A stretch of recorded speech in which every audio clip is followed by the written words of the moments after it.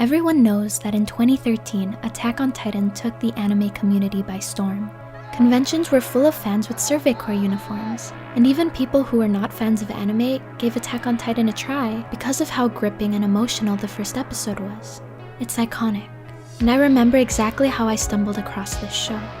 With only 5 episodes out, it hadn't quite hit the immense amount of hype that it had by the end of the season, but episode 5 had people talking, and for good reason.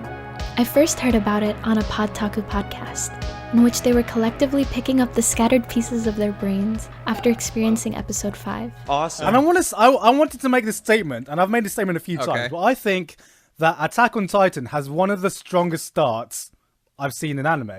However, with no context, I had no idea what they were talking about. But they seemed like they really liked it, so I gave it a try and I was absolutely mesmerized by it. I rewatched those 5 episodes several times while waiting for episode 6 to come out. While the concept was fascinating, I think what grabbed me even more than that was the presentation. The colors, the focus and details on Eren's eyes, and the music. It was all so beautiful despite the horrifying things happening on screen. And that's all it took. I couldn't keep my eyes away. Before I knew it, I was not so patiently waiting every week for the next episode.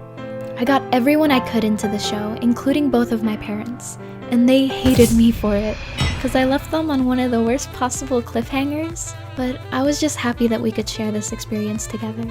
My mom was so into it that she ended up reading the manga because she couldn't wait for season 2. And trust me when I tell you, she's a normie through and through, and does not usually watch anime. This show defined 2013 for me, but when the long-awaited season 2 came out 4 years later, I wasn't interested enough to continue. So what happened? Well, the more I thought about the show, the more quote-unquote flaws I found in it. I realized the characters I loved so much were very thin and one-dimensional. When I asked myself to list off things about Petra, Connie, Sasha, or even Eren and Mikasa, there wasn't much to say. The female Titan arc felt like it dragged on a little too long, and it was very obvious that it was Annie. A lot of gruesome imagery felt like it was just being played up for shock value, and before I knew it, I had started thinking of Attack on Titan as simply an in-your-face action flick, with less depth than it wants you to believe. But boy was I wrong. Years later, after everyone and their grandma started screaming that Attack on Titan is a masterpiece, and that you'll never recover from how hard they blow your brains out in season 3, I finally decided to give it another shot. And man, am I glad that I did. In season 2, the show finally gives some much needed screen time to our supporting cast. Sasha, Bertolt, am I pronouncing that correctly? Bertolt. Okay, cool. Sasha, Bertolt, Reiner, Ymir, Krista, or Historia as I'll be calling her for the rest of the video.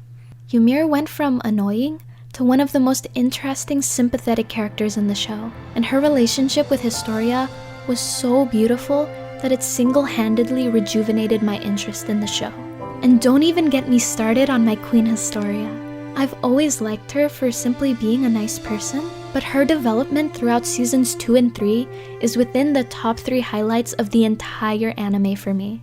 I found myself cheering for Historia more than any other character, and Erwin overthrowing the king and making Historia the literal queen was Berserk and Game of Thrones levels of cathartic political accomplishments, all while maintaining some of the most exhilarating action scenes I've ever seen. Now these are just a few examples of how I changed my mind about the characters. They're still learning Erwin's motivations and his dream of learning the truth, Levi's past with Kenny, Eren calling Historia a normal girl, the conversations between Bertolt and Ymir filled with empathy and understanding, and countless other scenes that really flesh these characters out. Some recent examples are Reiner and Zeke's backstories that both completely change our perspective on these characters while also making perfect sense considering what we knew about them. It does such a great job at making us sympathize with them and humanizing them. As someone who has family members who are in the military and has seen what PTSD can do to someone, I can say with confidence that Reiner is a very realistic and well-written character, and possibly the most complex. But it's hard to say considering how deep and fleshed out the majority of the cast is by season 4.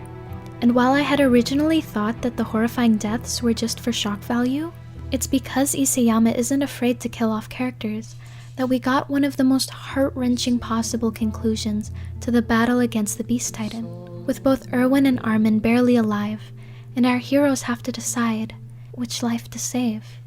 One scene in particular that gave me faith in the writing of Attack on Titan and set it above the run-of-the-mill action thriller, at least in my mind, is when Reiner is up against the female Titan. The Titan catches him out of the air and crushes him. When I watched this scene for the first time, I really thought that Reiner died, so when he miraculously cut his way out of her palm, I rolled my eyes, thinking the director had chosen to trick the audience and show him being crushed for dramatic effect. But what I would later find out in Season 2 is that Reiner actually was crushed in that moment. As the armored Titan, he was able to regenerate. Not only that, but Reiner had purposely gotten caught to carve a message into Annie's hand and relay the information he had gotten from Armin. And all of the hints were there in Season 1. Reiner asking Armin where Eren is, Reiner being crushed, Annie staring at her hand before changing course. This one revelation completely recontextualized the show and made me realize how much I had underestimated its writing. So that's when I started taking this series seriously again. And Attack on Titan is far deeper than I could have ever imagined back in Season 1. Adding the intrigue of what happened to Connie's village, who is the Beast Titan, and what is in the basement was enough to keep me invested. But in Season 4, after all those questions are answered, is when we really get into the themes of war. And the way Attack on Titan chooses to frame war is through cannibalism. There has always been an undercurrent of this idea. In Season 1, Episode 5, we learn that the Titans don't need human flesh to sustain themselves. Their desire to kill humans is just part of their nature. So when we discover that the Titans are just humans, our characters begin questioning their goal to eliminate all the Titans. And what rises to the surface is this question of, why are these Titan-shifting humans trying to destroy humanity? Aren't we all on the same side? Before characters like Eren and Levi had broadened the scope of their understanding, their goal was simple: to kill all the Titans. It's not an easy goal by any means, but it is simple. But when we learn that these Titans are Eldians, members of their own people, and that they were deliberately created and sent to this island to eliminate a specific group of people, things start getting complicated. The situations our characters find themselves in are so messed up and morally ambiguous, it makes every scene tense and fascinating. At this point, I'm eagerly awaiting every Sunday for the next episode, and I watch each episode several times, just like I did when I was a kid, watching Season 1 for the first time. Now, I don't just rewatch episodes because there's a lot to take in, and trust me, there's definitely a lot to take in, but also because it's just interesting and fun to watch. The irony on display when Gabby is shown kindness from the family of the woman she murdered scratches an itch I didn't even know I had. It's so satisfying to watch Gabby's indoctrination and entire worldview unravel and what that does to her mental state. I can't wait to see how she changes, because I have a feeling it'll be for the good. And if it isn't, then maybe I'll join everyone on that Gabby hate train. But so far, as much as it hurts that she killed Sasha, she's another welcome addition to the cast of layered and fascinating characters. Just thank God Falco is with her. And I haven't even begun to scratch the surface of what makes Attack on Titan great. If you've watched the show, you know exactly what I'm talking about. And if you haven't, then, well, you clearly don't care about spoilers, but please give it a shot. If it turns out it's not for you, that's completely fine, but at least give it the benefit of the doubt, because maybe you got the wrong idea about the show, just like I did. And Attack on Titan has proven time and time again that it's definitely worth your time. Nah, I'm losing my voice at this point. Thank you guys so much for watching. It really means a lot to me. If you enjoyed, please leave a like. And I'm curious, how are you guys feeling about the latest season? And what are your thoughts on the series as a whole? I can't believe it's almost over. It's been a crazy ride. Would you guys like to see more Attack on Titan content?